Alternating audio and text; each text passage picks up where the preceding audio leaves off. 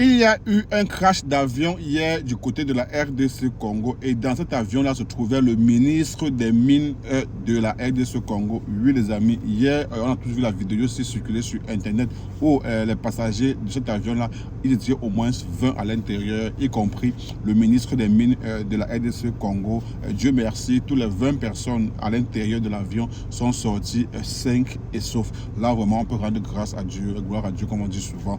Apparemment ils se rendaient du côté du sud ou de l'est de la RDC parce que là-bas il y a une mine qui se serait renversée sur des personnes qui creusaient les mines et apparemment on parle de plus de 30 morts de ce côté-là et voilà qu'en partant en urgence, voilà que son avion aussi a fait une sortie de piste et Dieu merci, il n'y a pas eu de mort. Je pense que le feu a commencé par l'arrière de l'avion et je ne sais pas si c'est le moteur, c'est que sur, dans les jours à venir, après enquête, on va nous donner vraiment les raisons.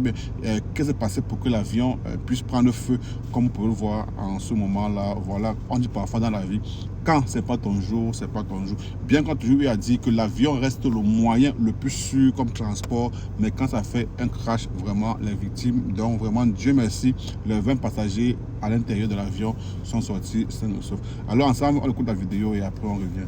Triste nouvelle, un crash d'avion s'est produit ce matin à l'aéroport de Kolwezi. Il s'agit d'un appareil provenant de Kinshasa qui transportait une délégation du ministère des Mines venue faire l'état de lieu de l'éboulement sur le site minier de Kalondo ayant causé la mort de plus de 30 creuseurs. L'appareil a raté son atterrissage en terminant hors de la piste au Lualaba. L'avion a pris feu, mais bonne nouvelle, tous les membres de la délégation sont indemnes sans aucune perte en vies humaines ni blessés. Mais malheureusement, les bagages sont restés à bord de l'appareil. Peu après, les équipes des pompiers sont intervenues pour maîtriser l'incendie. Bien plus de peur que de mal, une enquête a été ouverte par le Bureau de planification et d'exploitation aérienne. Je vous tiens au courant de la suite. C'était entendé. Seigneur!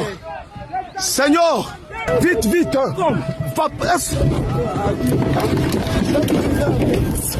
Maman! Maman! Dana! Laisse! Seigneur!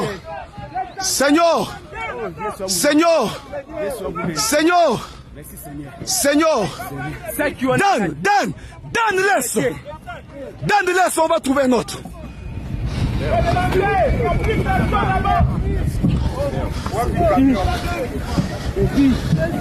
Dan, allons-y. Maï. Maman.